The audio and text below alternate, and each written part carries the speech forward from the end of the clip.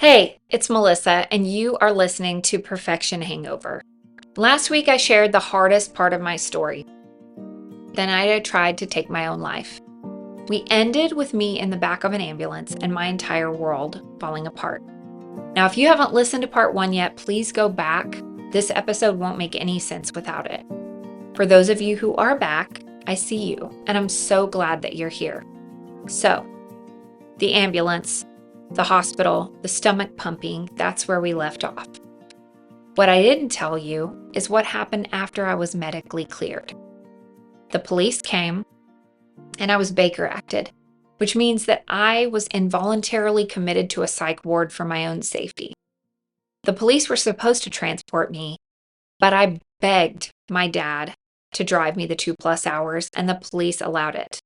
They agreed, and to this day, I regret relying on my dad for that. Every few months, he would bring up the fact that he loaned me a jacket to wear that place, and I left it behind. I listened to that for at least 15 years before I stood up for myself. I set a boundary. I said, if you bring this up again, I will never speak to you.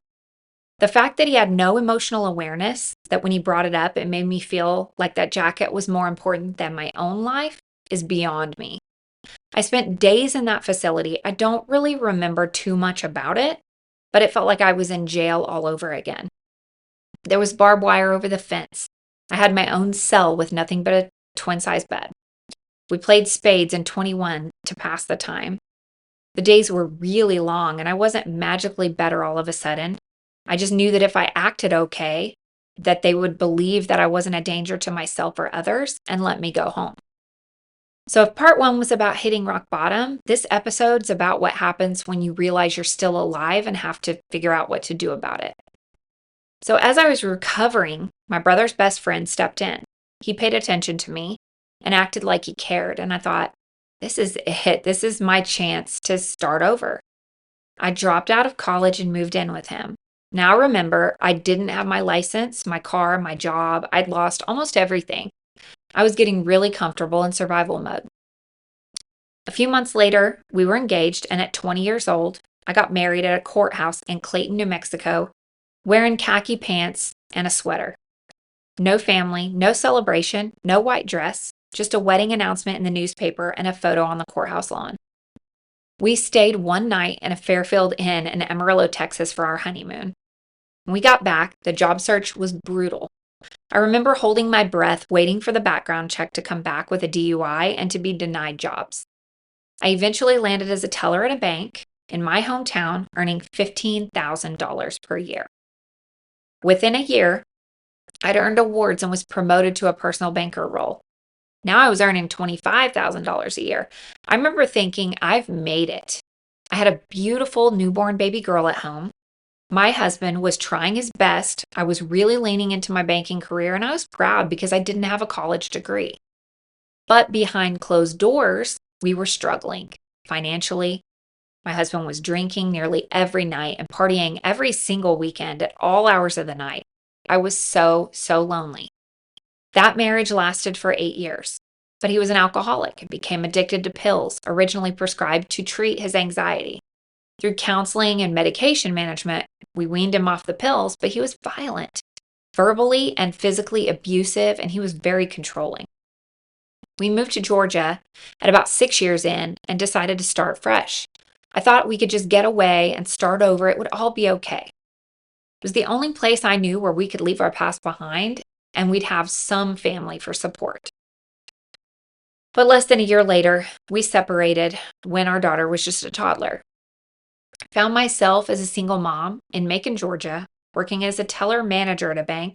Now I was making $30,000 a year, so I thought I was big stuff. Money was tight, but I was alone, and I was still searching for validation. So I created what I called the 6-week rule. Within 6 weeks of dating someone, I would know if they had the potential to be a husband or partner, and if not, I'd move on. Looking back, I realized that I was trying to fill a void. Once again, I leaned on social outlets more than I should have. I felt empty, lonely, and still, after everything, not good enough, not worthy of love.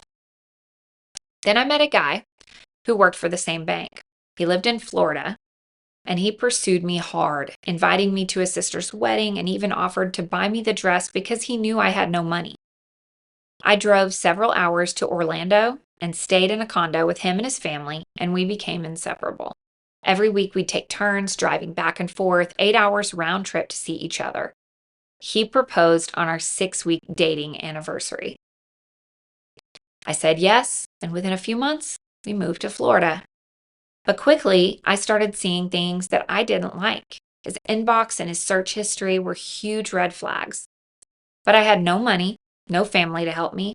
I was in survival mode once again. So I stayed. I chose to forgive him and give him a second chance. We were married in a destination wedding in Jamaica. All I wanted was this awesome wedding at a destination that was cool. I wanted to be picked up and carried over the threshold, something I did not get in my first wedding. But my husband hurt his back trying to limbo on the first night of the trip. He whined and he drank the entire time. It poured on my wedding day, and we didn't even get to take photos until the day after. It was not the picture-perfect wedding I'd imagined, and I did not get carried over the threshold. But in hindsight, what I should have been concerned about was that I was marrying someone who I was not compatible with.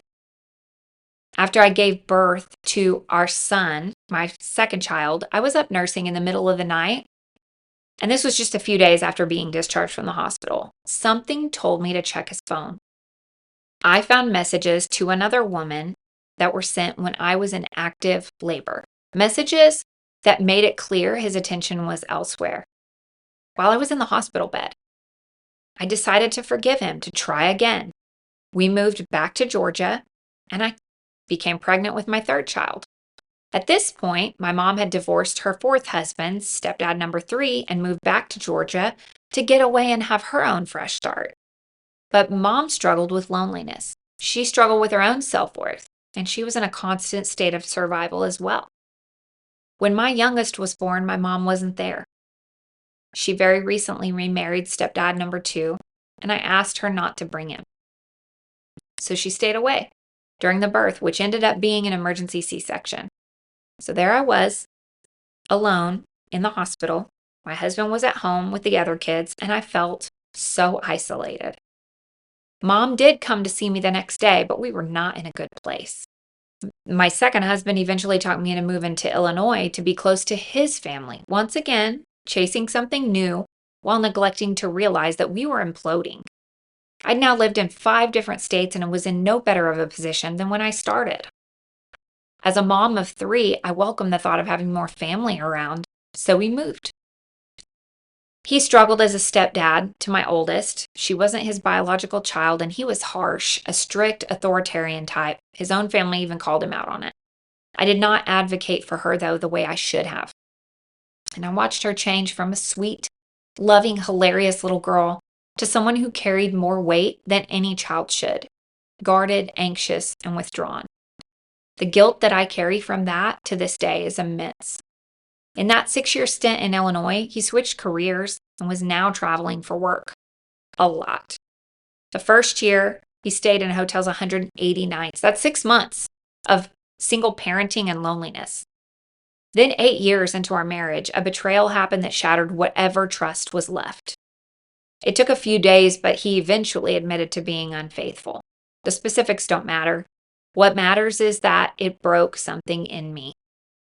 I questioned everything, my entire life, every decision I'd ever made. But my kids kept me going. They kept me alive.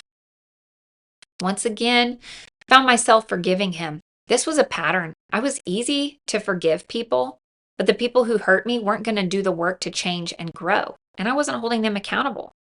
I was leaning heavily into my faith to get me through this dark time, and that helped. He eventually left the job that he was traveling with so often, and we moved back to Florida. I loved Florida. It felt like home, but my marriage didn't feel like home. I couldn't look at my husband the same way. I didn't respect him. And even though I tried to forgive him, I was drowning in resentment. We attended a marriage retreat at our church, but even praying with him felt so uncomfortable. It felt disingenuous. 6 years after the original betrayal, I finally told him that I did not think we were compatible and that I wanted to separate. The next morning, he bought me flowers from Walmart and put them on my desk. I worked from home, so my desk was in the dining room. The flower's foliage was dead and crispy. The blooms were daisies that appeared to be dipped in food coloring, turquoise, fuchsia, orange. And I looked at those flowers and I realized something. He didn't even care enough to get me living flowers. I told him I was done. Within 2 weeks, he found a place. 4 weeks later, he moved out. And for the first time in my life, I chose myself. Here's what I've learned from all of this. I spent my entire life seeking validation from everyone except myself. I thought if I could just be perfect enough, the perfect daughter, the perfect girlfriend, the perfect wife, then someone would finally choose me. Someone would finally see me as enough. But the truth is, I was looking in all of the wrong places. I was repeating the patterns I learned in my childhood. My mom moved from relationship to relationship because she was afraid of being alone. She sought validation through others because she didn't believe that she was worthy of love on her own. And I did the exact same thing. I sought attention in unhealthy ways. I used alcohol to numb the pain. I stayed in relationships that hurt me because I thought I didn't deserve better. I made impulsive decisions about marriage because I thought commitment would make me whole. But none of it worked. Because the problem was never that I wasn't perfect enough. The problem was that I didn't believe I was already enough exactly as God created me in His image. Breaking free from perfectionism isn't about lowering your standards. It's not about settling or giving up. It's about understanding where those impossible standards come from in the first place. For me, they came from a childhood where love was conditional, where safety was never guaranteed, where I learned that the only way to get praise was to outperform everyone around me. But I'm breaking that pattern, not just for me, but for my girls, for my eldest, who deserved more protection than I gave her, for my youngest, who deserves to see what a strong, self-assured woman looks like. This podcast is my way of doing that. It's my way of saying, I see you. I've been where you are, and you are not alone. If you're listening to this and you recognize yourself in my story, if you've ever felt like you're not enough, if you've ever chased perfection only to end up exhausted and empty, then this space was made for you. We're going to talk about the hard stuff here: generational trauma, codependency, people-pleasing, seeking validation in all the wrong places.